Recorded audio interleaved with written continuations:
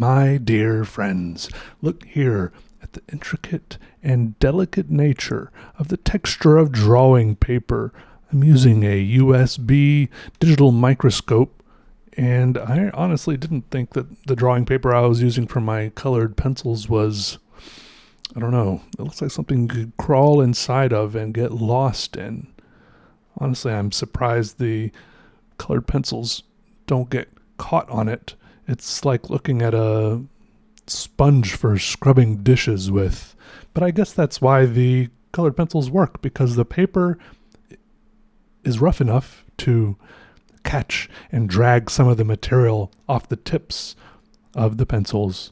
It just works. Thank you for tuning in today. My name is Peter of Peter Draws. I have been enjoying these colored pencil drawings because somehow, more than usual, I'm enjoying the end results of the drawings.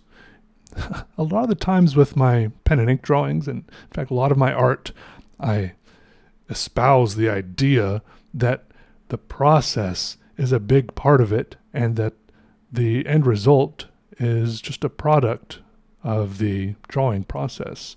But now these colored pencil drawings, especially this one, I was very happy with how it turned out, and I was just having such a good time of sitting back and looking at the end result thinking, wow, that looks cool. I mean, I almost always like how they look at the end, okay? But part of the reason I like pen and ink drawing is I just like the feeling of drawing with a pen on the paper, the slow, methodical, or either fast and scribbly, just how ink goes onto the paper. Maybe it's because I don't really like how... No, maybe it's because so much of the colored pencil process is about slowly building up tones and layers, and I really don't get to see something really cool until the end. Like with a pen and ink drawing, you can get some cool little curves and details and stuff at any moment. Like, I'm like, do I want to see something cool? I can make something cool right now. In the next 3 seconds, I can make a cool little detail or shape or clump or pattern, right? But with these colored pencil drawings, I guess the payoff is really all at the end. Not that I don't like the process of colored pencil drawings. It is fun to scribble and sketch and build up, experiment with which colors go together. I mean, I've always been a casual, a mild student of color theory. I know all about they're like, what are they called? Complementary colors, contradictory colors, contra-collaboratory colors. I think it was Aristotle in his essay On Colors. He said that when light falls upon another color, then, as a result of this new combination, it takes on another nuance of color. I think he was probably onto something, but what's interesting about that is it seemed like he was kind of simultaneously discovering both the additive and subtractive color models that we seem to use today. But the color models are just that, models. You can just look at things and see if you like it or not. See if you like 2 colors next to each other. All right, and a quick word from our sponsor, Squarespace, who can help you set up your own website. Plus, the cool thing about this is you can choose your own URL. I only chose Peter Draws as my YouTube name because peterdraws.com was available. So choose a good one, and then Squarespace can get you running, starting with a template, and then customize it from there using all these cool drag and drop modules with the thing they have called the Fluid Engine. Everything fits together perfectly. You can sync up your social medias, and then, I don't know, what do you want to show the world? Is it some of your art, something from your business? Link up these e-commerce options really simply so that when you sell something, your customers get automatically emailed with the tracking numbers, or even set up a cool password protected members only section of your website if you want a secret club. So go to squarespace.com for a free trial, and then when you're ready to launch, go to squarespace.com/PeterDraws for 10% off your first website or domain.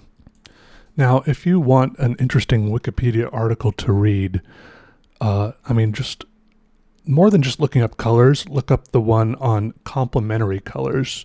There's this paragraph about how the German poet Goethe, am I saying that right? Johann Wolfgang von Goethe. It's spelled Goethe, right? But I know better than to try to pronounce like that. I think it's Goethe.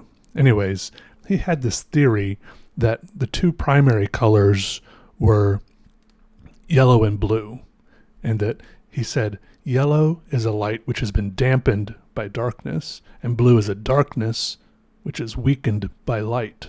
I kind of like that. And then he set out all these other rules about complementary colors, and then all these different complementary colors demanded each other. And his rules, like, they didn't really stand up under scientific scrutiny, apparently, but there were artists that were inspired by them, which I think is the important part, because I think when people sit down to paint, they might do a little bit of scientific research about how colors work together, but really it's more about feeling and experimenting.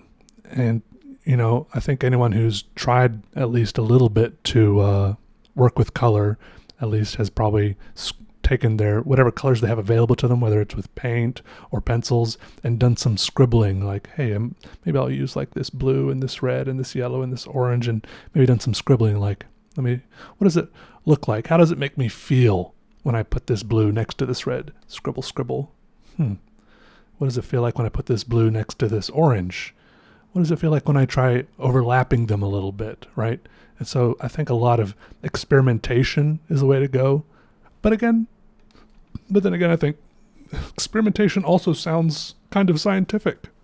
So this Goethe guy said, yellow demands violet, orange demands blue, and purple demands green, and vice versa. So that was his idea about complementary colors. I'll have to think about that. I don't know if I've really thought about purple demanding green before. Although now that I think about it, that's like, if I'm thinking about purple and green next to each other, it does look like colors that, purple and green, that looks like a color that would be on like a football uniform. Orange demanding blue. That's like every movie poster, every DVD cover ever has like all these blue and orange gradients. I don't know about demanding. I don't know if colors make demands, but I think that was the poet in him speaking. But then, of course, there were actual scientists, physicists, who discovered the nature of like complementary colors, or the primary colors. For example, Thomas Young discovered, or he blew out of the water, the idea that white light was created by the combination of every color when he combined just light, just red, green, and blue light. I guess before that they thought it took every color of light. It's discoveries like that that make it easy to look back and say, hey, I could have figured that out. It's so simple. I could have been the guy that shown red, green, and blue light together and realized it turns white, and then I would have been the one famously, immortalized on the complementary colors Wikipedia page. But then there's probably people discovering, I don't know, have all the simple things, I mean, I don't know if that is a simple thing, it seems simple looking back, but have all the simple things been discovered, and are the only physics and chemistry discoveries and things that people are going to figure out in the future, are they all going to be super complicated? Like, are they all going to come down to like quantum physicists, and are they all going to take people with PhDs, or is it going to be as simple as people shining three colors of light together? Like I'm saying, I will reiterate that it's only possibly simple in retrospect, but anyways, thanks for watching, everyone. Let me know how you think this drawing turned out. I love it. And see you guys later. Hope you have a good one. Take it easy. Hang in there. Hey, if you're struggling. I was having a bad time earlier today because I had something hanging over my head that I had to do. In fact, it was actually this video commentary, and I did another version of the commentary before this one where I just, like, I had a bunch of angst and like worries in my head. And I didn't know what to do the commentary about, besides all this stuff that was in my head, right?